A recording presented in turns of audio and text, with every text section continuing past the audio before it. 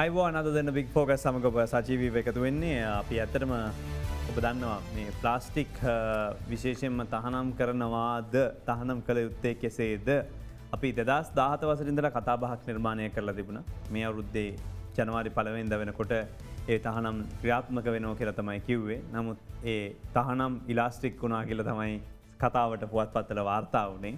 කෙසේ වෙතත් දැන් අලුත් බලාපොරොත්තුවක් ලැබිලා තියෙනවා මේ සම්බන්ධයෙන් පරිසරවේදීන්ට ඒ වගේම පරිසර ආදරය කරන පිරිස වලට රටේ මහ ජනතාවට හැමෝටම ආපහු පාරක් හිතලා බලන්න අපිට මේ අවස්ථාවේ මේ කටයුත්ත කරමු කියලා කියන්නේ. ඉතින් ඒ වෙනුවෙන් කැප වෙන්න පුළුවන් පිරිසක් අද සම්බන්ධ වෙනවා අපත් සමග වැඩසටහනට. පරිසර මාත්‍යාංශයේ ලේකම්තුමා විශේෂඥ වෛද්‍ය අනිල් ජාසික මහත්මයා සම්බන්ධ වෙනවා අපත් එක්ක. ආයිබෝන් ඔබ පිළිගන්නවා. මේ එකම තමයි අපිත් එක්ක සම්බන්ධ වෙනවා අද දවසේ මධ්‍යම පරිසර අධිකාරියේ විමර්ශන අධ්‍යක්ෂතුමා එන්.එස්. ගමගේ මහත්මයා. ආයිබෝන් ඔබතුමාවත් පිළිගන්නවා වැඩසටහනට. ඉතින් මෙතන සිට අපිට බලන්න පුළුවන් මේ ප්ලාස්ටික් තහනමද එහෙම නැත්නම් මොනවද තහනම් වෙන්නේ සැෂේ පැකට් තහනමද මේ තහනම් වෙන දේවල් මොනවද කියලා නිල වශයෙන් දැනගන්න ඊයේ ප්‍රවෘත්ති විකාශය දැනුවත් කළා. මම හිතන්නේ නමුත් අද දැනුවත් කරන එක වැදගත් හින්දා මම කැමති මුලින්ම ගැසට් එකක් ගහන්න හේතුව මොකද්ද? එතකොට ඇයි ජනවාරි මාසයේදී මේක කරන්න තිබිච්ච එක කරන්න බැරි වුණේ? මොනවද මේකේ අන්තර්ගත වෙලා තියෙන්නේ? ගැසට් එක ගහන්න හේතුව තමයි දැන් ලංකාවේ ප්ලාස්ටික් සහ පොලිතින් භාවිතය විශාල ලෙස ඉහළ ගොස් තියෙනවා. දිනකට මෙට්‍රික් ටොන් 9800ක් පමණ කුණු ජනනය වෙනවා රටේ. මේකින් සාමාන්‍යයෙන් දල වශයෙන් 6% විතර සලකන්නේ මේ ප්ලාස්ටික් හැටියට. එතකොට ප්ලාස්ටික් නිසා ඇතිවන ගැටලු රාශියක් තියෙනවා. එකක් තමයි දිරන්නේ නැහැ. දිරන්න විශාල කාලයක් ගත වෙනවා. ඒ වගේම අර මයික්‍රෝප්ලාස්ටික් කියන දේවල් විශේෂයෙන්ම අපගේ ආහාර දාමයට ඇතුළත් වෙනවා. ඒ වගේම සතුන්ගේ ආහාර දාමයට ඇතුළත් වෙනවා. මේ සතුන්ගේ ආහාර දාමයට ඇතුළත් වීම නිසා අපි නොදන්න ප්‍රමාණ වලින් උන්ටත් හානි සිද්ධ වෙනවා. ඒ වගේම මේ ප්ලාස්ටික් දැවීම නිසා මේ විවිධ විෂ වායු ඇති වෙනවා. ඉතින් මේ වගේ විශාල මේ හේතු රාශියක් තියෙනවා මේ සම්බන්ධයෙන්. හැබැයි මේකෙන් අපි අදහස් කරන්නේ මේ ප්ලාස්ටික් කියන සම්පූර්ණයෙන් අපේ හතුරෙක් කියන එක. මොකද ප්ලාස්ටික් විසින් එහි අතුරු ඵල නරක වුණත් ඇතැම් වටිනා දේවල් ලෝකෙට ඇති කල්ලා තියෙන ප්ලාස්ටික් හරහා. ඒ නිසා මේක සම්පූර්ණයෙන් ඉවත් කිරීමක් නෙවෙයි. නමුත් අපිට මූලික වශයෙන් මේ ප්ලාස්ටික් කළමනාකරණය ගැනීම අවශ්‍යතාවයක් තියෙනවා. මේ කළමනාකරණය කර ගැනීමේදී එකක් තමයි ප්ලාස්ටික් භාවිතය අත්‍යවශ්‍ය දේවට සීමා කිරීම. ඊළඟට තව දෙයක් තමයි මේ ප්ලාස්ටික් භාවිතා කරනවා නම් පුළුවන් තරම් ඒව ප්‍රතිචක්‍රීකරණයට යොමු කිරීම. ඉතින් ඒ වගේම විවිධ අපි දැන් හුදෙක් මේ ගැසට් එකට සීමා වෙන්නේ නැතුව වෙනත් ක්‍රමවේදත් මෙහිදී අනුගමනය කරනවා. ඉතින් මේ තත්ත්වය තුළ අපිට අවශ්‍ය වුණා එක්තරා විදියක ෂොක් ට්‍රීට්මන්ට් එකක්. ඒ කියන්නේ දැන් අපි වරින් වර දැන් ඔබ කිව්ව 2017 සම්පූර්ණයෙන් අසාර්ථක නැහැ. ඇතැම් අංග සාර්ථකම වුණා, ඇතැම් අංග යම් ප්‍රමාණයකින් අසාර්ථක වුණා. නමුත් මම කෙටි බාධා කිරීමක්. ඒ කියන්නේ මිලියන 50ක විතර මුදලක් ඒ වෙනුවෙන් ප්‍රචාරණය සහ මේ දේවල් වෙනුවෙන් වියදම් කරා කියලා තමයි එවකට චෝදනාව එල්ල වුණේ. එතකොට දවසට කෝටි 1.5ක් විතර ලන්ච් ෂීට් පාවිච්චි කරනවා කිව්වා. සිලි බෑග් කෝටි 2ක් පාවිච්චි කරනවා කිව්වා. එවක ජනාධිපතිතුමා ගත්ත හොඳ පියවරක්. ඒ පියවර ඉදිරියට අරගෙන ගියා නම් නමුත් මේ ආරම්භ කරපු පියවර ආරම්භන රැල්ල මැද්දේ නවතිනවා. ඔව්. ඔයත් වශයෙන් අසාර්ථක වුණේ ඔබ කියපු දෙකම තමයි ප්‍රධාන වශයෙන්. ඒ කියන්නේ සිලි බෑග් ගැටලුව සහ මේ ලන්ච් ෂීට් ගැටලුව.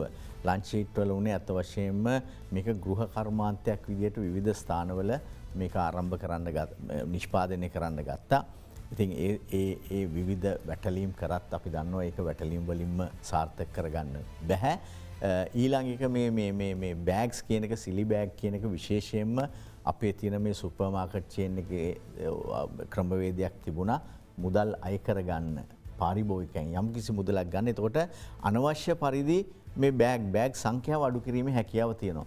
නමුත් අවාසනාවට ඒකට නඩුවක් පටලැවිලා ඒක අතරමඟදී නැවතුණා. නමුත් අපි දැන් නැවත කටයුතු කරගෙන යනවා නැවත එය ක්‍රියාත්මක කිරීමට. ඒ කියන්නේ නීතිමය වශයෙන් කොතනද හිර වෙලා තියෙන්නේ? වෙළඳ අමාත්‍යාංශයද මේ සම්බන්ධයෙන් ගන්න ඕන පාරිභෝගික අධිකාරිය තමයි හැමුනේ. නමුත් අපිට හැකියාව තියෙයි මේ පාරිසරික අධිකාරිය සමග මේ සම්බන්ධයෙන් යම්කිසි පියවරක් අරගෙන නැවත වරක් මේ සුපර්මාකට්වල පමණක් නෙවෙයි අපි මෙතෙන්දී සිල්ලර කඩ පවා අරගෙන එහිදී යම්කිසි විශාල මුදලක් නෙවෙයි ඒ කියන්නේ අපි කියන්නේ ඩිටරන්ට් කියලා කියන්නේ මිනිස්සු මේ භාවිතා කිරීම අඩු කර ගැනීම අවශ්‍ය. මොකද අපි සමහරවිට පාරිභෝගිකයොත් ඉල්ලනවා මේකත් දාලා දෙන්න මේකත් දාලා දෙන්න දැන් ඒගොල්ලන්ගේ තියෙන යම්කිසි නාමකරණයක් ක්ලැසිෆයි කරනවා මේ බෑග් වලට දැමීමේදී. විශේෂයෙන්ම එළවලු පළතුරු එකකට දාන්න ගන්න දැන් ඉස්සර එකේ දාගෙනම හාල් ටික වෙනම ඒකත් එක්ක තියෙන අනික තුන පහ ටික එක මල්ලේ ගෙනවත් දැන් ඒවා වෙනම ගේන්න පටන් අරගෙන තිනවා. මම දැන් මේකේ ඊළඟ කොටස විදිහට කැමති ගමගේ මහත්මයා ඔබතුමාගෙන් දැනගන්න. දැන් එතකොට මූලික තහනමේදී එහෙම නැත්නම් මූලික වශයෙන් ඔබතුමාලා ගන්න ක්‍රියාමාර්ගෙදී මොනවද ලැහිස්තුවක් විදිහට තහනම් වෙන්නේ කියලා? ඔව් ඇත්තටම මේ අවුරුද්දේ ප්‍රකාශයට පත් කරපු මේ ගැසට් පත්‍රය අනුව අපි දැනට ප්‍රතිචක්‍රීකරණය කිරීමට අපහසු භාණ්ඩ කීපයක් තෝරාගෙන තියෙනවා තානම් භාණ්ඩ හැටියට.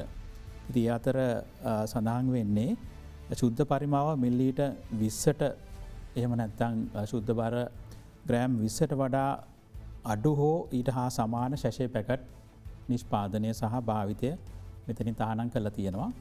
ඒත් එක්කම සුළම් පුරවිය හැකි පොඩ්ඩක් සරල කරෝතින් දැන් මේ ශුද්ධ පරිමාම කියලා එකම ජනතාවට තේරෙන්නේ නැත්නම් එහෙම කඩේ ගිහිල්ලා ගන්නකොට අපිට ආයි ෂැම්පූ පැකට් එකක් ගන්න බෑ.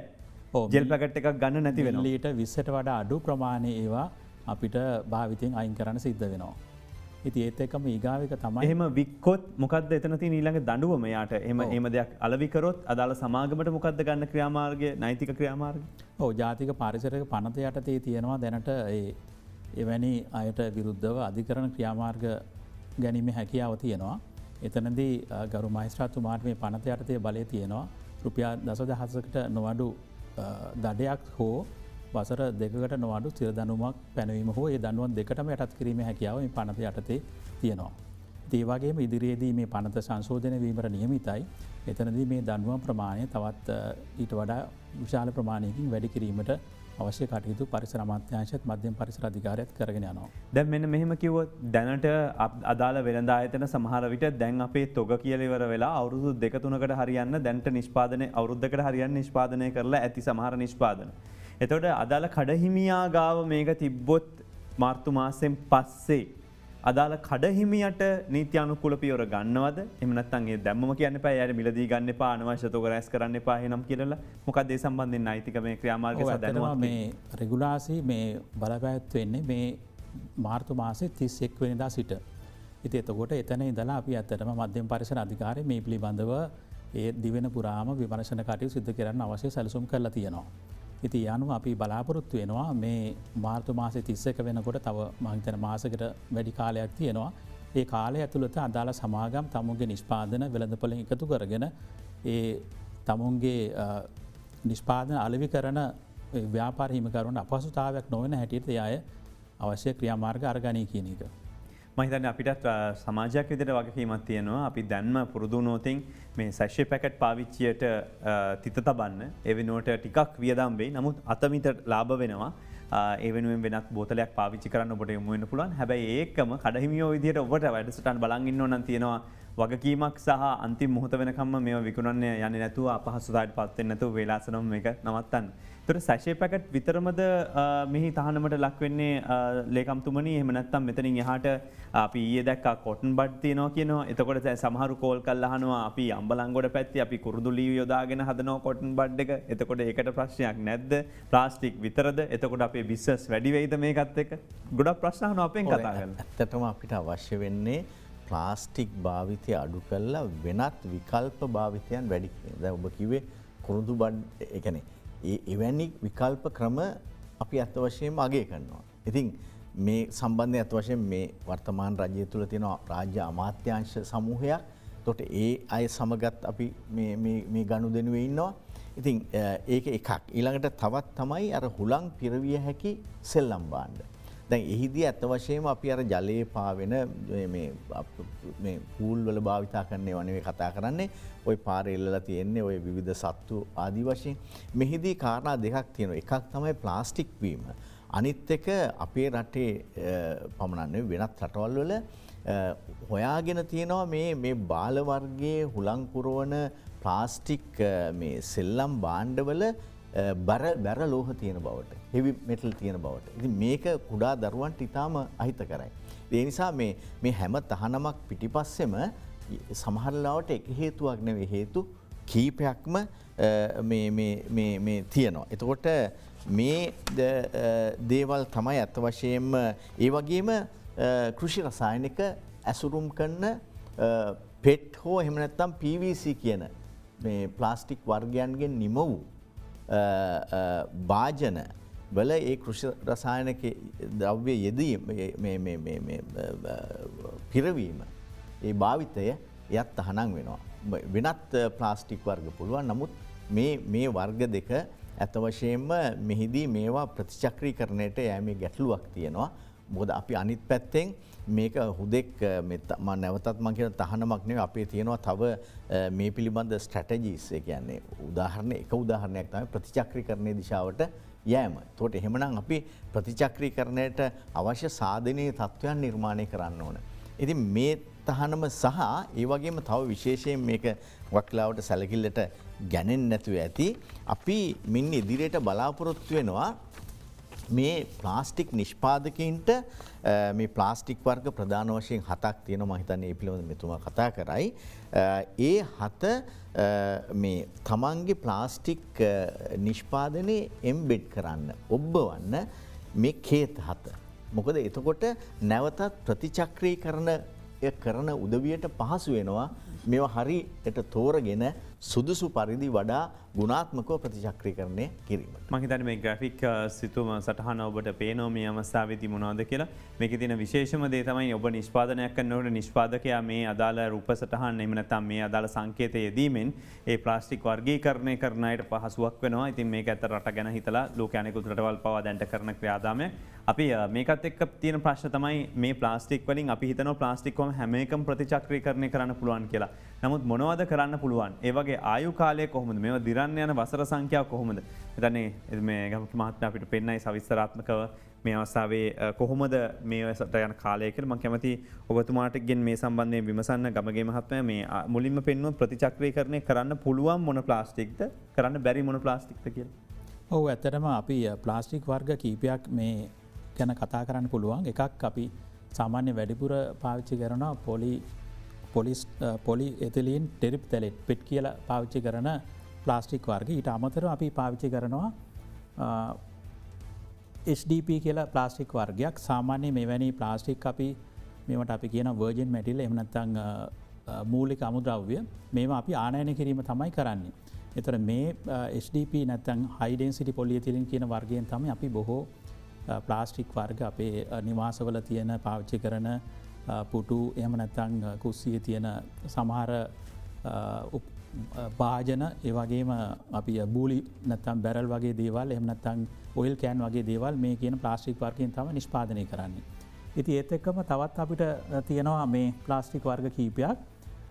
නමුත් අපි ඇත්තරම තවත් මේ ප්ලාස්ටික් වර්ග මේවා ඇත්තරම ප්‍රතිචක්‍රීකරණය කළ හැකි ප්ලාස්ටික් වර්ග. ඉතින් ප්‍රතිචක්‍රීකරණය කිරීමෙන් අනතුරු අපිට ලැබෙනවා මෙන්න මේ වගේ ප්‍රතිචක්‍රීකරණය කරපු ප්ලාස්ටික් වර්ග. ඉතින් මේ ප්ලාස්ටික් වර්ගය අපිට මෙවැනි මූලික අමුද්‍රව්‍ය කියන්නේ වර්ජින් පෙලට් එකත් එක්ක 20%ක් 25ක ප්‍රමාණයක් මිශ්‍ර කරලා නැවත භාණ්ඩ සකස් කිරීමේ හැකියාව තියෙනවා. ඒ කියන්නේ ප්‍රතිචක්‍රීකරණය කරන ලද ප්ලාස්ටික් 100%ක් සම්පූර්ණයෙන්ම නිමවුමක් විදිහට ආපහු හදන්න යොදා ගන්න විදිහක් නැද්ද? ඔව් සමහර නිෂ්පාදන වලට අපිට එහෙම පාවිච්චි කරන්න පුළුවන් 100%ක් මේ වගේ ප්‍රතිචක්‍රීකරණය කරපු ප්ලාස්ටික් වර්ග වලින් අපිට කියන්නේ කසල බහලන බෑග් වර්ග නිෂ්පාදනය කරන්න පුළුවන්. සමහරලාට මල් පෝච්චි වගේ දේවල් නිෂ්පාදනය කරන්න පුළුවන්. ඒ හැර ඉතා උසස් ගුණාත්මක තත්ත්වයක් තියෙන ඉහළ ශක්තිමත් භාවයක් තියෙන ප්ලාස්ටික් වර්ග අවශ්‍ය නම් අපිට ඒවා නිෂ්පාදනය කරන්න 100%ක්ම ප්‍රතිචක්‍රීකරණය කරන ලද මෙවැනි ප්ලාස්ටික් අපද්‍රව්‍ය වලින් අපිට පුළුවන්කමක් නැහැ. ඒ කියන්නේ කොච්චර අපි මේ රටේ මේක తాවකාලිකව නැවතුවත් තියෙන දේවල් විසිකන්න ප්‍රතිචක්‍රීකරණය කරලා ඉන් කොටසක් තමයි පාවිච්චි කරන්නේ. මේ ප්ලාස්ටික් අමුද්‍රව්‍ය විදිහට අපිට ගෙන්වන්න සිද්ධ වෙනවා අනිවාර්යෙන්ම. නවත්තන්න විදිහක් නැහැ. තව එක කාරණයක් මෙතන තියෙනවා. සාමාන්‍යයෙන් ආහාර ද්‍රව්‍ය ඇසිරීම සඳහා මෙවැනි ප්‍රතිචක්‍රීකරණය කරන ලද ප්ලාස්ටික් ද්‍රව්‍ය වලින් නිෂ්පාදිත ඇසුරුම අපිට පාවිච්චි කරන්න පුළුවන් කමක් නැහැ. ඒ සෞඛ්‍ය රීති අනුව. ඉති ඒක නිසා ආහාර ද්‍රව්‍ය ඇසිරීම සඳහා අනිවාර්යයෙන්ම අපිට මේ කියන මූලික අමුද්‍රව්‍ය කියන වර්ජින් පෙලට් වලින් සකස් කරපු ඒ ඇසුරුම් ද්‍රව්‍ය අපිට පාවිච්චි කරන්න සිද්ධ වෙනවා. ඉතින් ඒක තමයි අර වතුර බෝතල් වුණත් අපිට ප්‍රතිචක්‍රීකරණය කරන ලද ප්ලාස්ටික් වලින් අපිට සකස් කරගන්න බැරි කමක් තියෙන. මොකද ඒවායේ තියෙන යම් යම් විෂ රසායනික ද්‍රව්‍ය අපේ ශරීරගත වීමේ අවදානමක් තියෙන නිසා. ඒක ප්ලාස්ටික් වලින් තොර ලෝකයක් ගැන අපිට හිතන්න කොහොමත්ම බෑ මේ තියෙන තත්ත්වය වටපිටාවත් එක්ක. අනිවාර්ය ප්ලාස්ටික් ඇතන අපි දන්න අපේ ඉදිරිදා ජීවිතය සෑම කටයුතුවරන් දැන් ප්ලාස්ටික් අපිට බද්ධ වෙලා ඉවරයි. ඉති අපි සාමාන්‍යෙන් අපි පාච්චි කරන පේප කලිප් එක ඉඳලා රොකොට් එක දක්වා තියෙන සියලුම අපේ බාණ්ඩවල ප්ලාස්ටික් අන්තර්ගතයි. අපි උදාහරණයකුත් අපි මේ අඳින ඇඳුම් උනත් අපි මේ කොටන් එහෙම නැත්තං සමහර වෙලාවට මේ වෙනත් වූල් වර්ගයකින් නෙවෙයි නම් මේවත් ඇත ප්ලාස්ටික් වර්ග. ඉතින් අපි කිවොත් ටේටන් කොටන් පොලිස්ට වගේ දේවල් කියන්නේ ප්ලාස්ටික් වර්ග. ඉතින් අපි ෂර්ට් එකේ බොත්තමත් ප්ලාස්ටික් වර්ගයක්. අපි පළඳින උපැස්සි වලත් ප්ලාස්ටික් වර්ගයක්. ඉතින් අපි ඇතන ආහාරයට ගන්න ඇතික විතර ඇතන ප්ලාස්ටික් ගැන කතාකරුත් අපට කතා කරන්න තියන සියලුම අපේ දෛනික ජීවිතය සෑම කොටසකටම අපට ප්ලාස්ටික් දැනට බද්ධ වෙලා ඉවරයි. ඒ නිසා ප්ලාස්ටික් වලින් තොරව අපිට ඇතරම අපේ වර්තමාන ජීවිතය ගැන හිතන්න තමාරු තත්වයට පත් වෙලා තියෙන. එතකොට ලන්ච් නිෂ්පාදනය කරන්නේ ලංකාවේ විතරද වෙනත් රටවල නිෂ්පාදනය කරනවද? බොහෝ දෙනෙක් පහුගිය කාලේ සටහන් තිබුණා 2017 වසරේ මේ තහනමත් එක්ක ලංකාවේ ආරෙන්න වෙන කොහොමද මේව හදන්නේ නැහැ කියලා. ඔව් ඇත්තටම අපේ රටේ හැමෝගෙම පුරුද්දක් තියෙනවා කෑම අපි සේවයට යනකොට හැමෝම කෑම පාසලයක් ගෙදරින් ඔතාගෙන යන එක තමයි අපේ රටේ වැඩි සෑම දෙනාගේම වාගේ පුරුද්ද. හැබැයි වෙනත් රටවල මේවැනි පුරුද්ද ටිකක් අඩුයි. සාමාන්‍යයෙන් වෙනත් රටවල කෑම ගෙනියනවා. නමුත් අපි තමයි වැඩිපුරම කෑම පාසලයක් ගෙදරින් අරන් යන පුරුදු වෙලා තියෙන්නේ. ඉතින් එතකොට අපිට මුල් අවස්ථාවේදී අපි දැක්කා සමහර වෙලාවට ඉස්සර අපිට පුරුද්දක් තිබුණා මේවැනි ප්ලාස්ටික් ඇසුරුම් නැති කාලවල පිඟන් දෙකක උතලා ඊට පස්සේ මේක ලේන්සුවකින් ගැට ගහලා මේ තමයි ඔය කෑම බිස්නස් කරන අය මේ එක ව්‍යාපාරික ස්ථාන රජයේ කාර්යාලවලට කෑම බෙදාගෙන ගියේ මේ බයිසිකලේ තියාගෙන. ඊට පස්සේ හවසට පිඟන්ට එකතු කරගෙන එනවා. ඊට පසු කාලීනව ඇත්තටම තමයි අපි ගෙදරින් අරන් යනකොට අපි සමහර වෙලාවට ඔය කෙසල් කොලි අරගෙන ගියා. ඊට පස්සේ ඝනකම ප්ලාස්ටික් කඩදාසි අරන් ඒක හොද පාවිච්චි කරා. හැබැයි ඊට පසු කාලීනව අපිට ඇත්තටම මේ ලන්ච් ෂීට් කියන එක අපේ සමාජයට එකතු වුණා. ඉතින් එකතු වුණේ එකක් තමයි අපි මේ ආහාර ද්‍රව්‍ය ගෙදරින් පාසල් කරලා ගෙන යන වගේම අපිට ආපු මේ ගොඩක් මේ ටේක් අවේ එහෙම නැත්නම් රෙස්ටුරන්ට් වගේ දේවල් වල විශාල ප්‍රමාණයක් අපේ රටේ බිහිවීමත් එක්ක ඒවායේ තියෙන වාණිජ කටයුතු වලට ලන්ච් ෂීට් එක ඇත්තටම අත්‍යවශ්‍ය භාණ්ඩයක් බවට දැනටපත් වෙලා තියෙනවා. ඉතින් මං හිතන්නේ අපි හැමෝටම මේ අලුතෙන් අපේ සංස්කෘතිය වෙනස් වුණා. නමුත් ඉන්දියාවේ තාමත් ඩබ්බවාලලා වුණ තරන් ඉන්න පාරපුරා ඉන්න ඒගොල්ලන්ගේ මේ මැනේජ්මන්ට් එක හොයන්න පවා ලෝකේ විනත් රටවලින් ඇවිල්ලා අධ්‍යයනය කරනවා. අපේ රටෙත් මේ තුමුල්ලෙන් පටන් ගත්තම මේ කොළඹ ආශ්‍රිත ප්‍රදේශවල මේ බෙදීමේ කටයුතු සිද්ධ වුණා කියලා තමයි ඉතිහාසය කියන්නේ.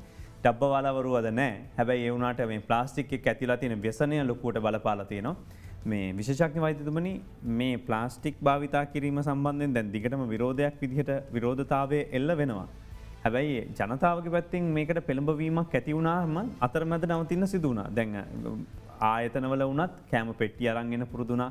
විශේෂයෙන්ම කොරෝනා කාලේ හින්දා ගොඩක් වෙලාට කෝප්පේ තමන්ගේ දේවල් පාවිච්චි කරන්න පුරුදු වුණා. ඔබතුමා මේ කතාවට එහාට ගියොත් වෛද්‍යවරයෙක් විදිහට බලනකොට මේ වගේ තියෙන සෞඛ්‍යමය බලපෑම මොන වගේද මේ ප්ලාස්ටික් වල? ඔව් ඇත්ත වශයෙන්ම ප්‍රධාන වශයෙන් අපේ ආහාර දාමයට ඇතුළත් වීම. එතකොට විශේෂයෙන් මයික්‍රෝප්ලාස්ටික් කියන මයික්‍රෝප්ලාස්ටික් කියන්නේ මිලිමීටර් එකට වඩා අඩු විෂ්කම්භය තියෙන දේ. දැන් සත්වයින්ට ඇතුළු වුණාම සත්වයින්ගේ ආහාර දාමය හරහා අපිට එන්න පුළුවන්. ඒක ගංගා වලින් එන්න පුළුවන්. ඊට පස්සේ විශේෂයෙන් මුහුදටත් යනවා. එතකොට එහෙම වුණාම ඒක අපේ ශරීරයට ඇතුළු වුණාම ඒක මේ විවිධ ආකාරයට රුධිරයට ඇතුල් වෙන්න පුළුවන්. එතකොට එහෙම නැත්නම් ඒක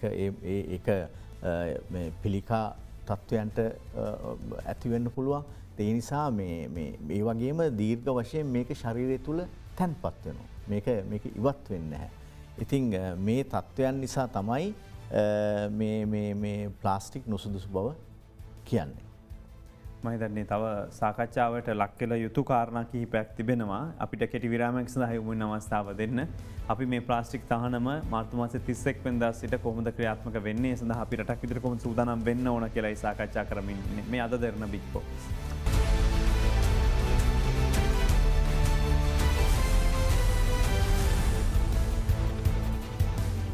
ඔයාලි අද දෙන්න බික් ෆෝකස් සමඟ ප්ලාස්ටික් සැශි පැකට් ඇතුළු තවත් බාණ්ඩ කිහිපයක් තහනම ක්‍රියාත්මක නොව මාර්තු මාස 31 ඉඳලා මේක පෞද්ගලිකව තමන් විදිහට හිතනවටද රටක් විදිහට බලලා කළ යුතු කාරණයක් අනිවාර්යෙන්ම. දැන් මේකේ අපිත් එක්ක මධ්‍යම පරිසර අධිකාරී විමර්ශන අධ්‍යක්ෂ ගමගේ මහත්මයා සම්බන්ධනෝ වගේම පරිසර අමාත්‍යාංශයේ ලේකම්තුමා විශේෂඥ වෛද්‍ය අනිල් ජාසික මහත්මයා සම්බන්ධලා ඉන්නවා. අපි ප්‍රශ්න කීපයක් තියෙනවා. එකක් තමයි දුප්පත්කම දරිද්‍රතාවය එක්ක මිලදී ගැනීමේ හැකියාවත් එක්ක බැඳෙනවා මේ හැම සැෂේ පැකට් එකක්ම. ඒතර බොහෝ දෙනෙක් ගොඩනගන තර්කය තමයි මේ අය කොහොම හරි මේක පාවිච්චි කරනවා අඩු මුදලකට මේක තමයි කරන්න පුළුවන් දේ ගමේ මිනිස්සුන්ට දරන්න පුළුවන් මිල මේක තමයි මේක අසාධාරණයක් තියෙනවා කියලා මෙහෙම තහනම් කිරීම. එහෙම අසාධාරණයක් ඇත්තටම තියෙනවද මේකෙන් ඊට වඩා ලොකු බලපෑමක් රටට තියෙනවද? මොකක්ද ඇත්ත කතාව? දැන් මෙහෙමයි. දැන් ගත්තොත් එහෙම මේක එක පැත්තකින් ඔහොම කියන්න පුළුවන්. නමුත් මේ සැෂේ වලට යෑම ඒක වෙළඳපොළ උපක්‍රමයක්. දැන් හැමදේම දැන් බඩි බෝතල් කියලා එන්නේ. කලින් තිබුණ ෑනේ මේ තිබුණේ යම් ස්ටෑන්ඩඩ් ප්‍රමාණවලින් තිබ්බේ.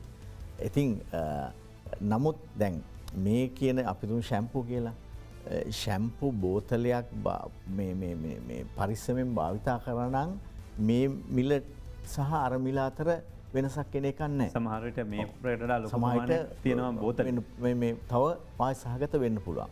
ඒ වගේම නිවසකට වඩා සුදුසු වන්නේ කොහොමත් කුඩා හෝ බෝතලයක්. එතකොට දිගින් දිගට භාවිතා කිරීමේ හැකියාව තියෙනවා. ඉතින් මං හිතන්නේ නැවතත් මේ ඒක තමයි හේතුව. නමුත් ඒ හේතුව පදනම් කරගෙන අපිට පරිසරයේ විශාල වශයෙන් විනාශ වෙන අපවිත්‍ර වෙන තත්වයකට යන්න බෑ. මොකද මේ සැෂේ කියන එක මුළු දිවයින පුරා විශාල වශයෙන් මේ හැම තැනම ගියොත් එහෙම ඒව දාලා තියෙනවා. අනිත් එක අපි හිතමු මේ පෙට් බෝතලයක් එකතු කරන්න පුළුවන් කියලා ඇහැට පෙනිලා. නමුත් සැෂේ පැකට් එක එකතු කරන්නත් බෑ. මොකද ඒක අපිට එකතු කරන්න බෑ නිකන් පොඩි කුඩා කෑලි. ඉතින් ඒ වගේ හේතු තියෙනවා. ඒ නිසා මේ දැන් මේ වෙළඳපොළටත් පුළුවන් මේ තත්වයන් තුල අර බෝතල් මේ වඩා අපි දුම් මිලිලීටර් 50 කියලා ඒවයි මිල තවත් තරංකාරී මට්ටමකට ගැනීමේ හැකියාව තමයි අනිත් එක අපි මේ බලාපොරොත්තු වෙන්නේ. මං හිතන්නේ වෙළඳපොළ ක්‍රියා කරනකොට එසේ වෙයි තවදුරටත්. මේ දැන් සැෂේ පැකට් එක තිබීම තුල තමයි මේ තත්ත්වය මෙහෙම තියෙන්නේ. මම හිතන්නේ අපි ට්‍රැවල් චතුර වැඩසටහනත් එක්ක රට පුරා ගිහලා තිනවා හැම දියැලක් ළඟම හැම තැනකම තියෙන්නේ මඩ වලින් ගැවසිලා වැහිලා තියෙන්නේ මේ පැකට්. දියැලේ යටට වැස්සත් සමහරට අපිට බන්පලොම් වතුර පාරේ පොළොරටු අස්සේ හිර වෙලා තියෙනවා. මේකේ අපි පෙන්නලා තියෙන මුහුදේ කොච්චර ප්‍රමාණයක් මේ විදිහට තියෙනවද කියලා අපි පෙන්නලා තියෙනවා. මේ ඊළඟ කොටසට ආවොතින් දැන් මේ පළමු ඔබතුමාලා මීට ඉස්සර 2017 ගොඩාක් ඉස්සරහින් හිටියා කියලා මට හිතෙනවා. මොකද මේකේ දෙවන අධ්‍යයන විදිහට කිව්වා ප්ලාස්ටික් ෂර්ට් ක්ලිප් යෝගට් හැඳි ඇසුරුම් හැඳි බැනර් බීම බට shopping bag පෙට් බෝතලේ වතුර බෝතල් හඳුන් කූරු පොලිතින් ඇසුරුම එළවලු පළතුරු ආවරණ තේ පෙරන ඉන්දියාප්ප වට්ටි වනි දෑත් මේකේ ඊළඟ අධ්‍යයන විදිහට ඉවත් කරන්න බලාපොරොත්තු වෙනවා කියලා. 16 දෙනෙකුගෙන් යුක්ත කමිටුවක් දාලා මේ කමිටුව විසින් තමයි මේව නිර්දේශ කළේ ඔබතුමාට. දැන් මේකත් ඒ කියන්නේ ළඟ එනවද නැත්නම් පළවෙනියට මේක විතරද? මෙහෙමයි. දැන් මම කිව්වේ අපිට අවශ්‍යයි පොඩි ෂොක් ට්‍රීට්මන්ට් එකක්. දැන් 2017 යම් දේවල් සාර්ථක වුණා යම් දේවල් අසාර්ථක වුණා. ඉතින් එහෙම සිද්ධ වෙනවා. ඉතින් දැන් මේක මේ කරන්නේ එක පැත්තකින් නිෂ්පාදකයන් අවදි කිරීම, වෙළඳ ප්‍රජාව අවදි කිරීම සහ ජනතාව අවදි කිරීම. දැන් මේක පෙරහැරේ එනවා කියන එක තමයි මේ අපි කියන්නේ. එහෙමනම් මේ පෙරහැර වෙන්නේ මුලින්ම. ඔව් මේක සූදානම් වෙන්නේ. එතකොට අනිත් එක තමයි අපිට අවශ්‍යයි මේ රටේ ආනයන පුළුවන් තරම් අඩු කරන්න. එතකොට මේ කියන හැම දෙයකම අපිට විකල්ප තියෙනවා. දැන් ප්ලාස්ටික් අපි හිතමු මේ ඉන්දියාප්ප වට්ටි තිබුණද? දැන් ප්‍රශ්නයක් තිබුණද මේ ප්ලාස්ටික් නොවන ඉන්දියාප්ප වට්ටි වල? ඇයි දැන් මේ භාවිත කරන්නේ? මේ සියල්ල අර පහසුවටත් ලේසියටත් කියලා කියන්නේ. ඒ කාරණාවනේ මෙතන වෙන්නේ. තව කෙනෙකුට ආර්ථිකයට කුඩා සුළු ආදායමක් ලැබෙනවා. ඇයි ජනතාවට ඒ වාසිය ලබා දෙන්න බැරි? ඉතින් ඒ නිසා ඒක ඊළඟට තව දෙයක් තියෙනවා. අපි කියනවා මේවට මේ මාකට් ටූල්ස් කියලා. ඒ කියන්නේ මේ අපි එක පැත්තකින් මේ ගැසට් එක මගින් යම්කිසි සංඛ්‍යාවක් මෙහෙම හිර කරාට මීට වැඩි විශාල සංඛ්‍යාවක් තියෙනවා. අපි මේ ඔක්කොම බදාගෙන ගැසට් ගැහිම නෙවෙයි අපේ මේ ක්‍රියාව විවිය යුත්තේ. අපි අර වගේම ජනතාවගේ මේ බිහේවියර් එක එහෙම නැත්නම් චර්යාව වෙනස් කිරීමේ ක්‍රියාදාමයන් හිත් නිරත වෙනවා. දැන් ඒව තමයි උදාහරණයක් හැටියට කඩේකට ගිහිල්ල මේ බඩු ගැනීමේදී යම්කිසි පොලිතීන් බෑග් එකට සුළු මුදලක් අය කියන. එහෙම නැත්නම් මේ අර නැවත භාවිතා කරන බෑග් මේ භාවිතා කිරීම. එතකොට ඒ වගේම අනිත් පැත්තට ප්‍රතිචක්‍රීකරණයට අපේ කර්මාන්ත ශාලා ලංකාවේ තියෙනවා. නමුත් කනගාටුවකට මෙච්චර ප්ලාස්ටික් භාවිතා කරන රටේ ඒ ප්‍රතිචක්‍රීකරණ ධාරිතාවට සරිලන ප්‍රමාණයට ප්ලාස්ටික් එක්ක අහුවෙන්නේ නැහැ. මොකද ඔබ බලන්න දැන් අපි ගත්තොත් එහෙම අර බියර් බෝතල් ගන්න. ඒක අපි වැඩිය මැදිහත් වෙන්න ඕනේ නැහැ. අපි රජයේ හැටියට මැදිහත් වෙන්න ඕනේ නැහැ. ඒක ඉබේටම ඒ බෝතල් නැවත ලැබෙනවා. මොකද රුපියල් 40ක පමණ බෝතලයකට මේ වැඩියෙන් අය කරනවා.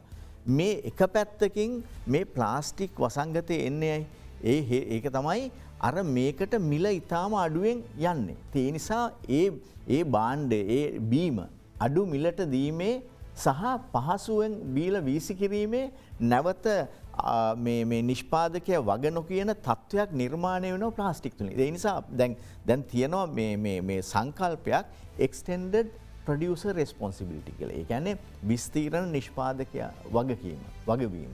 එතකොට අන්න ඒක. එහෙම නැත්නම් තව තියෙනවා polluter pays කියලා. දැන් මේ පරිසරය pollute කරනවා නම් මම වැඩියෙන් ගෙවන්න ඕන ඔබට වැඩිය.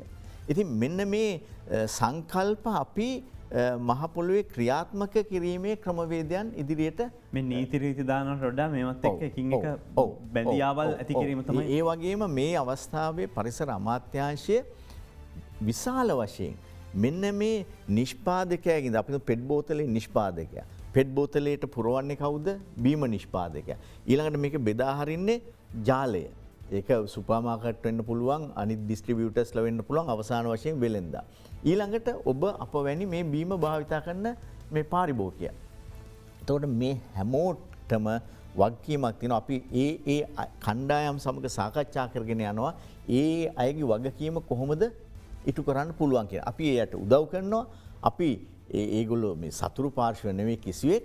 ඒ නිසා අපි අන්‍යෝන්‍ය වශයෙන් ඒ අවශ්‍ය තත්ත්වයන් නිර්මාණය කරමින් අපිට තව මාසයක් පමණ ගත වෙන විට අපිට පුළුවන් පරිසර අමාත්‍යාංශයට මේ ජනතාවට ඉදිරිපත් කරන්න මේ ගැසට් එක නෙවෙයි. මේ ගැසට් එක පොඩි දෙයක්. ඊට වඩා ඉහළට එහාට ගියපු වැඩපිළිවෙල මොනවද කියන එක. විමර්ශන අධ්‍යක්ෂතුමන් දැන් මේ චෝදනාවක් විදිහට එල්ල වුණේ මධ්‍යම පරිසර අධිකාරියත් එක්කම මේ කටයුතු ක්‍රියාත්මක කරන්න ගියාට එකපාර ක්‍රියාත්මක වෙන්නේ නැහැ. දැඩි තීන්දුව ගන්නෙ නැහැ. තීන්දුව අරගෙන වැඩ කරන්නේ නැහැ කියලා. සමහර වෙලාවට මාධ්‍යමගිනුත් අපි දැක්ක විවේචන වලට ලක් වෙලා තිබුණා ගිය දෙසැම්බර් මාසයේ ඉඳලා මේ තත්ත්වය. ඔබතුමාලා ඇත්තටම තීන්දුව අරගන්නවද? ගත්න ක්‍රියාමාර්ගات එක්ක මේවට නෛතිකමය කටයුතු වල බැඳිලා තියෙනවා. ඔබතුමා විමර්ශන අධ්‍යක්ෂතුමා විදිහට මේ සම්බන්ධව විමසුවා. ඔව් ඇත්තටම අපි උදාහරණයක් හැටියට මම ගත්තොත් 2017 වර්ෂයේදී ජාතික පරිසර පනත යටතේ පනවපු රෙගුලාසි කීපයක් තිබුණා. රෙගුලාසි 5ක්. ඉතින් එතනදී අපේ රටේ වැඩිපුරම පාවිච්චි කරන ආහාර දවටන පිළිබඳව සලකලා බැලුවොත් මේ සම්බන්ධයෙන් අපි අතරම මුළු දිවෙන පුරාම අපේ ප්‍රාදේශීය කාර්යාලය කියන්නේ අපේ පළාත් සහ දිස්ත්‍රික් කාර්යාලයත් ඒ වගේම ප්‍රධාන කාර්යාලයත් කේන්ද්‍ර කරගනිමින් දිවෙන පුරාම වැඩලීම් කටයුතු අපි සිද්ධ කරා. ඉතින් ඒ අනුව දිවෙන පුරාම අපි මම හිතන්නේ ආයතන සහ පුද්ගලයන් 25000 ආසන ප්‍රමාණයක් අපි වැඩලීමට වාජනය කළා. එතනින් අපි මේ නීතිය උල්ලංඝනය කරමින් කටයුතු කරන පුද්ගලයන් 1600කට ආසන ප්‍රමාණයකට අඩු පවරන්න අපි කටයුතු කරලා තියෙනවා. ඒ අතර ඇත්තරම අපි විමර්ශන කටයුතු වලදී අපි අධීර 3ක් යටතේ තමයි කටයුතු කරේ. එකක් මේවා නිෂ්පාදන සමාගම් අපි වැටලීමට භාජනය කරා.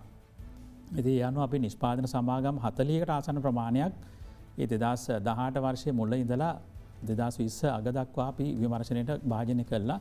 එයාගේ නිෂ්පාදන තොග අපි අත්අඩංගුවට අරගෙන තියෙනවා. ඉතින් එතනදී අපිට පාරිභෝගික කටයුතු පිළිබඳ අධිකාරිය ශ්‍රී ලංකා පොලිසියත් අපිට සහාය වුණා. ඉතින් ඒ වගේම ඒවා අපි අධිකරණ නියෝග අරගෙන අපේ දුම්පේ තියෙන සනීපාරක්ෂක කසල් රැඳුම් භූමියේදී විනාශයකට පත් කිරීමට කටයුතු කරා. ඉතින් ඒ වගේ පහුගිය සිකුරාදාත් අපි අතරම මේ වගේ අනවසරයෙන් තහනම් පොලිතීන් පාවිච්චි කළ ආහාර දාරු නිෂ්පාදනය කිරීමේ කර්මාන්තශාලාවක් වටලා ටොන් 3ක ප්‍රමාණයක් අපි අත්අඩංගුවට අරගෙන අධිකරණ හමුවට පැමුණුවා. ඉතින් ඇත්තටම මහජනතාවෙන් අපිට විශාල සහායක් තියෙනවා. අපට තොරතුර අපට මහජනතාව නිරන්තරයෙන් ලබා දෙන මෙවැනි ස්ථාන පිළිබඳව. දැන් අර පරණ අපි ලංචිට් පාවිච්චි කරනු තිබ්බනේ ඉතාමත් සුදු පැහැති නැති විනිවිධ පේන හරි සිනිදු ලංචිට් එක දැන් ඒක පාවිච්චි වෙනවද තවදුරටත් ඒ වගේ කුමන්ත්‍රණකාරී වැඩ කරනවද නැත්තම් සෑහෙන අඩුයිද? ඔව් ඇත්තටම සෑහෙන අඩුවක් තියෙනවා. නමුත් ඒ අතර යම් යම් කණ්ඩායම් ඉන්නවා. ඒ අය මේ සුළු ලාභයක් තකා මේ පරණ විදිහටම මේ කියන ආහාර දවටන කැන LDP සහ HTP කියන අමුදවය පාවිච්චි කරලා සහ කැල්සියම් පාවිච්චි කරලා ඒ ආහාරදවරන් නිෂ්පාදන කරන සමාගම් කීපයක් දැනටත් ඉන්නවා. සමහරය ලියාපදිංචි වෙච්ච සමාගම් සමහරය ලියාපදිංචි නොවී මේ අනවසරයෙන් ඉතාම රහස්‍ය විදිහට කරන අය. ඉතින් නමුත් ඇතරම අපි ආහාර දවටන කියන එක මේ ගැසට් පත්‍රවලින් තහනම් කරලා නැහැ. තහනම් කරලා තියෙන්නේ පොලිතීන් මගින් නිෂ්පාදිත ආහාර දවටන පමණයි. ඉති ඒ හැරුණකොට ඇතර මේ ආහාර දවටනයම නිෂ්පාදනය කරගන්න පුළුවන් අපිට පුළුවන් දිරණ පොලිතීන් වර්ග තියෙනවා. ගැන් ස්වභාවිකව දිරණ පොලිලෙක්ටික් ඇසිට් එහම නැත්තම් PBAT ගැන් පොලිබියුටලින් ටෙරිප්තලෙට් කියන පොලිතින් වර්ගය. ඉති ස්වභාවික අපිට පොලිතින් වර්ග දෙකක් තියෙන මේවා සාමාන්‍ය නිෂ්පාදනය කරන්න PLA කියන පොලිතින් වර්ගය ස්වභාවිකව තියෙන මං්යොක පිටි බඩයනකු පිටි වැනි ස්වභාවික අමුද්‍රව්‍ය වලින් ඒවා පැසවීමට භාජනය කරලා ලැබෙන ලෙක්ටික් අම්ලය බහුයවය කරන ලැබෙන ප්ලාස්ටික් වර්ගයක්. ඇති ඒවා ස්වභාවිකව දින 60ක කාලයක් ඇතුළු සම්පූර්ණයෙන් කාබන් ඩයොක්සයිඩ් සහ ජල වාෂ්ප බවට ඒවා වියෝජනය වෙනවා. ඉතින් අපි අතර මධ්‍යම පරිසර අධිකාරී හැටියට අපි නිර්දේශ කරන්නේ මේ නොදිරන ප්ලාස්ටික් වලින් හදන ලන්ච් ෂීට් එක වෙනුවට මේ දිරන මෙන්න මේ මට පෙන්වන්න පුළුවන් උදාහරණ මෙන්න මේ වගේ තියෙන මේ ඒ මයොක්කා ප්ලාස්ටික් වර්ග වලින් නිෂ්පාදනය කරන්න පුළුවන්. මේවා ඇත්තටම PLA කියලා කියන්නේ මේ බඩේරිඟු පිටි මඤ්ඤොක පිටි වලින් නිෂ්පාදනය කරපු මේ කියන අමුද්‍රව්‍ය වලින් අපිට පුළුවන් කෙලින්ම අර කියන ආහාර දවරට නිෂ්පාදනය කරන්න. නමුත් ගාන කොහොමද මිල ජනතාවට ලැබෙන මිල? එතන ඇත්තටම පොඩි ප්‍රශ්නයක් තියෙනවා. ඇත්තට මේ කියන දිරණ ප්ලාස්ටික් වර්ගයේ දැනට අපේ මාකට් එකේ මිල රුපියල් 750 705ක් වෙනවා කිලෝ එකක්. හැබැයි ඒ අතර දැන් මේ වගේ මේ HDP නැත්තම් LDP කියන ඒවා රුපියල් 285යි.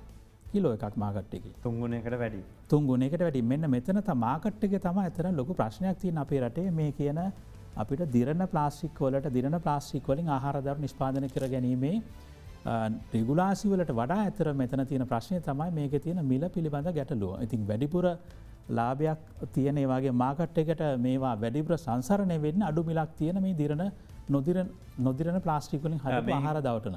දිරණ ප්ලාස්ටික් වර්ග එහෙම නැත්නම් මේ මයොක පිටි මේ වගේ දේවල් වලින් හදන ඒවා බඩරිඟු වලින් ඒවා ලංකාවේද නිර්මාණය කරන්නේ නැත්නම් ඒවත් පිටරටින්ද ගෙනෙන්නේ? ඔව් ඇත්තටම මේ මම පෙන්නන මේ මේ තියෙන මේ කිසිම ප්ලාස්ටික් වර්ගයක් ලංකාවේ දැනට නිෂ්පාදනය වෙන්නේ නැහැ. මේ දිරණ ඒවා නොදිරණ ඒවා සියල්ලම අපි පිටරටින් තමයි ආනයනය කරන්නේ. විශේෂයෙන් චීනය, තායිවානය, ඒ කියන්නේ සෞදිය එම නැත්නම් සිංගප්පූරු වගේ රටවලින් ආනයන කිරීම තමයි අපි කරන්නේ. මේ ආනයනට අපි අතන විශාල මුදලක් වර්ෂයකට වැය කරනවා. ඉතින් ඒකත් ඇත්තටම අපිට තියෙන විශාල ප්‍රශ්නයක්. අපි මේ ප්ලාස්ටික් සහ පොලිතීන් එකක් අපි ආනයන කරන්න විශාල මුදලක් අපි විදේශී විනිමය ප්‍රමාණයක් වැය කරනවා. ඉතින් ඒත් එක්ක මේවා ලංකාවට ආවට පස්සේ ඒවා මේ පසුබාහිත ප්ලාස්ටික් අපදාවේ කළමනාකරණය කරන ආයි විශාල මුදලක් ආයි වෙනම වැය කරනවා. ඉතින් විශාල කසල ප්‍රශ්නයක් අපේ නිර්මාණය වෙලා තියෙන ඒ වගේ යහසිත සෞඛ්‍ය සහ පාරිසරික ප්‍රශ්න ගණනාවකුත් අපේ රටේ නිර්මාණය වෙලා තියෙනවා. අපි යලිත් කෙටි විරාමයකට යමු වෙලා ඉන්නම් මේ අද දරන බිග් ෆෝකස්.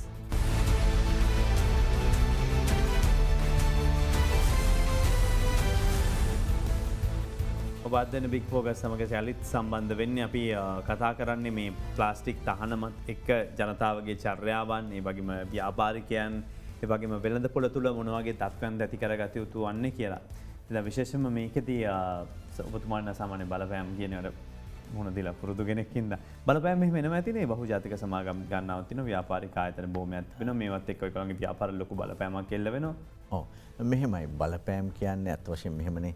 දැන් යම්කිසි ආයතන යම්කිසි ව්‍යාපාරයක් ලාභ ලබනවා නම් යම්කිසි දෙයකින් ඒකේ ලාභ අඩු වෙනවා නම් ඒගොල්ලෝ පීඩනයක් ගේනවා. ඉතින් මම හැබැයි ඒකට කියන්නේ අනිසි පීඩනයක් කියලා. ඒගොල්ලන්ගේ ඒ බලන විදිය සහ ඉතින් නමුත් අපි බලන්නේ අනිත් අතට ඔවුන් හතුරු හැටියට නෙවෙයිනේ. මේ නිෂ්පාදකයන් වෙළඳාම කරන අය සියලු දෙනා මේ සමාජයේ කොටස්කරුවෝ. එහෙනම් අපි බලන්න ඕන මේ අය සමග සාකච්ඡා කළා රටට ඒ කියන්නේ අපේ පරිසරයට යහපත් දේවල් ඒ අය හරහත් ගන්නේ කොහොමද කියන එක. ඉතින් එක පැත්තකින් මේ වගේ ගැසට් ක්‍රියාමාර්ගකින් සීමා කරන අතරේ ඒ අයට විකල්ප මාර්ග ඇතිවෙන් පුළුවන් ඔය කියන බහුජාතික සමාගම්වලටත් විකල්ප ක්‍රියාමාර්ග තියෙනවා. ඒ වගේ ඒ අයගෙත් තියෙන ඒගොල්ලන්ගේ ඉදිරි ඒගොල්ලන්ගේ වැඩ පිළිවෙලවල තියෙනවා ප්ලාස්ටික් අඩු කිරීමේ වැඩ පිළිවෙලවල්. ඒ අය අපිට ඇත්ත වශයෙන්ම අපේ සාකච්ඡාවලදීත් පෙන්නුම් කරලා තියෙනවා. ඉතින් නමුත් මේකයි අර තියෙන්නේ අර වෙළඳපොළ ලාභයත් එක්ක ඒ අයගේ යන වේගයත් එක්කම අපිට ගිහිල්ලා මදි. ඒ නිසා තමයි අපි මේ වගේ පොඩි පිම්මක් පනින්න අවශ්‍ය වෙන්නේ. නමුත් ඒ අයත් මේක දැනටම තේරුම් අරගෙන අපිට ඉදිරිපත් කරලා තියෙනවා පුළුවන් නම් මේක පොඩ්ඩක් කල් දෙන්න මේ එතකොට අපි ඉදිරි වසර 5 තුල මේ විදිහට ක්‍රියා කරන්න කියලා. ඉතින් අපි ඒ අය කියන දෙයට එක පැත්තකින් අහන ගමන්ම හැබැයි ඒ අය කියන එක සම්පූර්ණයෙන් අහලා අපේ මේ පියවර සම්පූර්ණයෙන් අපිට අකුලා ගැනීම හැකියාවක් නැහැ. ඉතින් ඒ නිසා මේ ඇත්ත වශයෙන්ම මේක එකාතකින් අර give and take මේ පොලිසි එකක් මේ ව්‍යාපාර සම්බන්ධයෙන් කටයුතු කිරීමේදී අනිත් අතට ජනතාව සමග අපි කියන්නේ අර මේ ඉකොනොමික් ටූල්ස් කියලා කියනවා ඒවා විවිධාකාරයට භාවිතා කරනවා. ඒකම තව මේ පරිසර අමාත්‍යාංශය දැන් මගේ සභාපතිත්වයෙන් තියෙන BRSM කියලා කමිටුවක්. ඒකට ඒ කියන්නේ බාසල්, රොටර්ඩම්, මේ ස්ටොක්හෝම්, මිනමාට කියන මේ ජාත්‍යන්තර සම්මුතීන් 4ක් සැදුම්ලත් ඒ විවිධ දේවල් සාකච්ඡා කරන ඉහළ පෙළේ කමිටුව. දැන් ඇතැම් අමුද්‍රව්‍ය ගෙනීමේදී මේ ආනයන අපනයන ඒ අංශය විසින් අපිට යොමු කරනවා. එතකොට එවැනි අවස්ථාවලදී අපි බලනවා මේ ද්‍රව්‍ය ඇත්ත වශයෙන්ම ආනයනය කරන්න ඕනද නැද්ද? එහෙම නැත්නම් මේකට විකල්ප දේවල් ලංකාවේ තියෙනවද? එවැනි අවස්ථාවලදී අපි එවැනි තීරණත් ගන්න අවස්ථා තියෙනවා. ඉතින් ඒ අංශයත් අපි ඉස්සරහට තවදුරටත් වැඩි දියුණු කර ගැනීම ඒ තීරණ ගැනීමේ මේ හැකියාව තවත් වර්ධනය කර ගැනීම අවශ්‍ය වෙනවා. ඒ කියන්නේ මේ ආනයන සීමා ආනයන වලදී විශේෂ සහන ලබා දී යුතුද මේ සම්බන්ධ වර්ගීකරණයක් කරලා? දැනට ලැබෙන බදු සහන ප්‍රමාණවත් නැද්ද මේ විශේෂයෙන්ම පරිසර හිතකාමී පොලිතීන් සහ ප්ලාස්ටික් නිෂ්පාදන වෙනුවෙන්? මං හිතන්නේ අපිට දැන් මේ රෙගුලාසි විතරක් ක්‍රියාත්මක කරලා අපිට මේ සම්පූර්ණයෙන් මේ ප්ලාස්ටික් සහ පොලිතීන් සම්බන්ධයෙන් තියෙන මේ ගැටලුව නිරාකරණය කරන්න අමාරු කියන තැන තමයි මධ්‍යම පරිසර අධිකාරිය ඉන්නේ.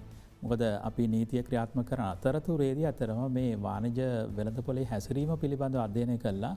සමහර පරිසර හිතකාමී නිෂ්පාදනවලට තියෙන බදු ප්‍රමාණ අඩු කිරීමත් ඒ වගේම පරිසරය හා අනිසි ප්‍රතිවිපාක ඇති කරන යම් යම් නිෂ්පාදන සඳහා ඒ අමුද්‍රව්‍ය ආනයන කිරීමේදී බදු මුදල් වැඩ කිරීමත් මං හිතන්නේ මීට සමගාමීව ක්‍රියාත්මක වුණොත් තමයි අපිට මීට වඩා හොඳ සාර්ථක විදිහට මේ ප්ලාස්ටික් අපදාවේ කළමනාකරණ ඉදිරි පියවර පිළිබඳව සුබදායක තත්ත්වයක් අපිට දකින්න පුළුවන් වෙන්නේ. ඉතින් දැනටත් අපි දන්නවා දැන් මේ අපි දිරණ ප්ලාස්ටික් අමුද්‍රව්‍ය ගැන කතා කරාට ඒවායේ ආනයන කිරීමේදී යම්කිසි හොඳ බදු සහන ප්‍රමාණයක් අපිට ලැබෙන බවක් පේන්නේ නැහැ. ඒ නිසා අපි විශ්වාස කරනවා මේ පිළිබඳව යම්කිසි සහනයක් අපිට රජයෙන් ලැබුණොත් ඇතරම මේ නිෂ්පාදකයන්ට මීට වඩා තරඟකාරී මිලකට ඒ තමුන්ගේ පරිසර හිතකාමී නිෂ්පාදන ද්‍රව්‍ය වෙළඳපොළ නිකුත් කරලා අර කියන්නේ පරිසරයට අහිතකර ප්ලාස්ටික් වලින් නිෂ්පාදිත අඩු වේදම් නිෂ්පාදනත් එක තරඟ කරලා කියන්නේ පාරිභෝගික ජනතාවට හොඳ මිලකට අඩු මිලකට දරා ගන්න පුළුවන් මිලකට ඒ පරිසර හිතකාමී නිෂ්පාදන ලබා දෙන හැකියාවක් ලැබෙයි කියලා. දැන් සමහර වෙලාවට ජනතාවගේ පැත්තෙන් පුරුද්දක් විදිහට එක දවසක ඉඳුල් දිරණ ද්‍රව්‍ය ගෙනියනවා නගර සභාවේ, එක දවසක ප්ලාස්ටික් ද්‍රව්‍ය, එක දවසක යකඩ බෝතල් වීදුරු වගේ දේවල් ගෙනියනවා. නමුත් මේවා ගෙනියනකොට එකම අවස්ථාවේ එකම විදිහට තමයි දාගෙන යන්නේ. මේවා ඇත්තටම මේ බෑග් ප්ලාස්ටික් වෙන් කරලා එහෙම ලබා දුන්නම ඒවා පාවිච්චි කරන්න ඒවා රීසයිකල් කරනවද නැත්නම් ඒවා නිකම්ම වෙන කොහෙට හරි බහලනවද නැත්නම් මාර්ග වගේ දේවල් ඉදි කරන්න අපි දැක්කා ව්‍යාපෘති ආරම්භ වුණාම යම් කිසි කොටසක් එකතු කරනවා කියලා මේවා ක්‍රියාත්මක වෙනවද මොකද්ද තත්ත්වය ඇත්තටම? ඔව් ඇත්තටම මේ ප්ලාස්ටික් වර්ග ප්‍රතිචක්‍රීකරණය කියන එක ගැන සලකලා බැලුවොත් එහෙම හුඟක් වෙලාවට අපේ රටේ ඇත්තටම 100%ක් එහෙම ප්‍රතිචක්‍රීකරණය වීමක් අපිට දකින්න අමාරුයි. ඒ කියන්නේ එකතු කරන ප්ලාස්ටික් ගොඩක් ඒවා අරගෙන ගිහලා පළාත් පාලන ආයතන වලින් ප්‍රතිචක්‍රීකරණය කරන්නේ අපිට මධ්‍යම පරිසර අධිකාරිය අතරම මෙවැනි ප්‍රතිචක්‍රීකරණ මධ්‍යස්ථාන 10ක් මේ වෙනකොට ලංකාවේ ඉදිකරලා ඒ අදාළ පළාත් පාල ආයතනවලට 8ක් බාර දීලා තියෙනවා. තවත් 2ක් පෞද්ගලික අංශයට බාර දීලා තියෙනවා. ඉතින් මේවා ඇතරම යාපනය, කඩුවෙල, බදුල්ල, කුරුණෑගල යනාදී ප්‍රදේශවලත් ඒ වගේම තවත් පෞද්ගලික අංශයේ 2ක් හොරණ සහ මේ පුත්තලමේ දැනට ක්‍රියාත්මක වෙනවා. ඉතින් මේවායේ තියෙන ඊගාව අපිට තියෙන ගැටලුව තමයි මේ ප්‍රතිචක්‍රීකරණය කරන්න ප්ලාස්ටික් එකතු කරා වගේම ඒවායේ ප්‍රතිචක්‍රීකරණය කරන්න ගියාම අපි මේවා අතර වෙන් කළ එකතු මේ ප්‍රතිචක්‍රීකරණය කරන්න අවශ්‍යයි. මොකද අපි දැනට තියෙන ප්ලාස්ටික් වර්ග අපි හඳුනාගත්තොත් එහෙම වර්ග කීපයක් අපි ලංකාවේ පාවිච්චි වෙනවා. එකක් පෙට්, සාමාන්‍යයෙන් අපි අර බෝතල් හදන්න ගන්නේ පෙට්, වතුර බෝතල් වගේ පෙට්. ඉතින් පෙට් බෝතලය ඒ වගේම තවත් සමහර නිෂ්පාදන අපි පාවිච්චි කරන පෙට් වලින්. ඒ වගේම HDP කියලා ප්ලාස්ටික් වර්ගයක් පාවිච්චි කරන high density polyethylene කියන එක, low density polyethylene, ඒ වගේම PP polypropylene යනාදී වශයෙන් ප්ලාස්ටික් වර්ග ගණනාවක් පාවිච්චි කරනවා. හැබැයි මේ අපේ රටේ පාවිච්චි කරන බොහෝ ප්ලාස්ටික් භාණ්ඩවල සහ ඇසුරුම්වල ඒ භාණ්ඩය හෝ ඒ ඇසුරුම නිෂ්පාදනය කරු ප්ලාස්ටික් වර්ගය මොකක්ද කියන එක සඳහන් වෙලා නැහැ. ඉතින් ඒක නිසා ප්ලාස්ටික් වර්ග ප්‍රතිචක්‍රීකරණය කිරීමේදී විශාල තාක්ෂණික ගැටලුවක් තියෙනවා. මේ හරියටම කොහොමද මේ ප්ලාස්ටික් අපද්‍රව්‍ය මොන ප්ලාස්ටික් වලින් නිර්මාණය කරලා තියෙනවද කියන එක හඳුනා ගන්න.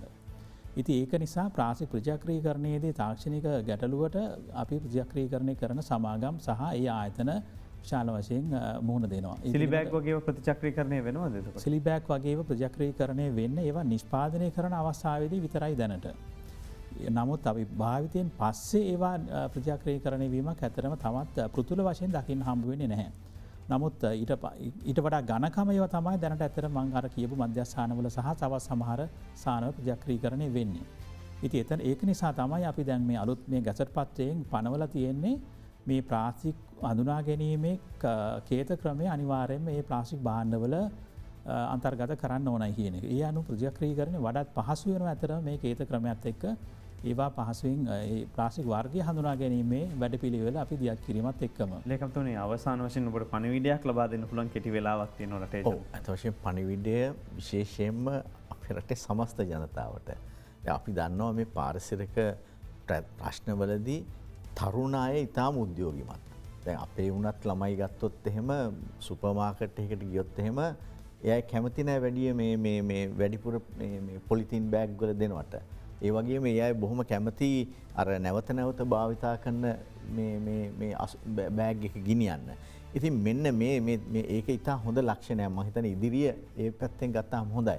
නමුත් මේ අපේ වයසේ ඉන්න අය ගත්තාම මේ සඳහා තියෙන උනන්දුව සහ උදාසීනකම සහ මේ ගැන නොහිතීම විශාල වශයෙන් අපි දකිනවා. ඉතින් අපි දැන් මේකෙදි තේරුම් ගන්න ඕන මේ වන විටත් මේ ප්ලාස්ටික් පොලිතීන් මේ සමාජයේ අපේ මහ පොළොවේ ගොඩ ගැහිම නිසා ඇතිවන පාරිසරික ප්‍රශ්න සලකලා බැලුවහම මේ අපේ කුඩා දරුවන් හිතන ආකාරයටම අපේ වයසේ අපේ වයස්වල උදවියත් හිතලා Tamanට ලැබෙන හැම අවස්ථාවෙම මේ ප්ලාස්ටික් අවම ලෙස භාවිතා කිරීමත් ඒ වගේම ඉතාම වැදගත් මේකේ මිල ගැන හිතන්නේ නැතුව මේකෙන් අපිට ලැබෙන ලාභය ගැන හිතන්නේ නැතුව මේ පෙට් බෝතල් වෙන්න පුළුවන් වෙනත් ප්ලාස්ටික් මේ රටේ ඉන්නවා රීසයික්ලර්ස්ලා කියලා කණ්ඩායමක්. අත වශයෙන්ම පෙරේද දිනේ ඒ අයත් අපි සාකච්ඡා කරා. අපි ඉදිරියට ඒගොල්ලෝ මීට වැඩිය මේ ජනතාවට දැනගන්න සලස්වනවා මේ කවුද රීසයික්ලර්ස්ලා කියන්නේ. ඒ වගේම කලෙක්ටර්ස්ලා කියලා කොටසක් ඉන්නවා. ඒ කියන්නේ ප්ලාස්ටික් එකතු කරන අය. සමහර අය ඉන්නවා විශාල වශයෙන් කරන. ඉතින් ඒ අය පිළිබඳ ඒ අයත් එක්කත් මම සාකච්ඡාවක් කරා අපේ කණ්ඩායම මේ දැන් දින කීපයකට ඉස්සෙල්ලා. ඒ නිසා අපි ඉදිරියේදී මේ ජනතාවට දැනගන්න සලස්වනවා මේ කලෙක්ටර්ස්ලා කවුද? රීසයික්ලර්ස්ලා කවුද? ඒ කලෙක්ටර්ස්ලාට කොහොමද මේ බාර දෙන්නේ? ඒ වගේම මේ සුපර් මාකට් චේන් සමග සාකච්ඡා කරා. එතකොට අපි බලාපොරොත්තු වෙනවා මේ සුපර් මාකට් චේන් වැනි ආයතනවල පුළුවන් තරම් අපි මේ කියන රිවර්ස් වෙන්ඩින් මැෂින්. ඒ කියන්නේ මේ පෙට් බෝතලයක් වෙන්න පුළුවන් වෙනත් බෝතල් ගිහිල්ලා ඒවා දාලා සමහරට යම් සුළු මුදලක් ඒ එකතු කරන් යන පුද්ගලයාට ලැබෙන ආකාරයේ කටයුත්තක් යොදන්න. ඒවා දැනටත් යම් සුපර් මාකට් ආයතන දැනට ඒ කටයුතු වල නියැල්ලා සිටිනවා. මේවත් අපිට වැඩි කර ගැනීමේ වැදගත්කම තියෙනවා. නමුත් මේ ප්ලාස්ටික් වලට ලැබෙන අගය ගැන හිතන්නේ නැතුව පරිසරය ගැන හිතලා අපි හැමෝම මේවා හුදෙක් පොළොවේ මහපොළොවේ වැටෙන්න දෙන්න නැතුව මේවා එකතු කරලා රීසයිකල් කරන චේන් එකට ලබාදීම සඳහා ඉදිරියට අපිත් දැනුවත් කරන්න ඒ කටයුතු කිරීම ඉතාම වැදගත් වෙනවා. අපිත් එක්ක සම්බන්ධ වුණේ අද පරිසර අමාත්‍යාංශයේ ලේකම් විශේෂඥ වෛද්‍ය අනිල් ජාසිංහ මහත්මයා. බෙන්ම ස්තුතියි ඔබට සම්බන්ධ වුණාට. ඒකම අපිත් එක්ක සම්බන්ධ වුණා මධ්‍යම පරිසර අධිකාරියේ විමර්ශන අධ්‍යක්ෂතුමා එන්.එස්. ගමගේ මහත්මයා. බෙහෙන්ම ස්තුතියි ඔබට. බොහොම ස්තුතියි. අපි වැඩසටහන අවසන් කරනවා තියෙන කෙටි වෙලාවත් එක්ක මධ්‍යන පුවත් විකාශයට ආයුධ හින්දා. ඉතින් රටගෙන ඉඳන රට ආදරය කරන ඔබට වගකීමක් තියෙනවා කියලායි අවසාන මොහොතේ කියන්නේ.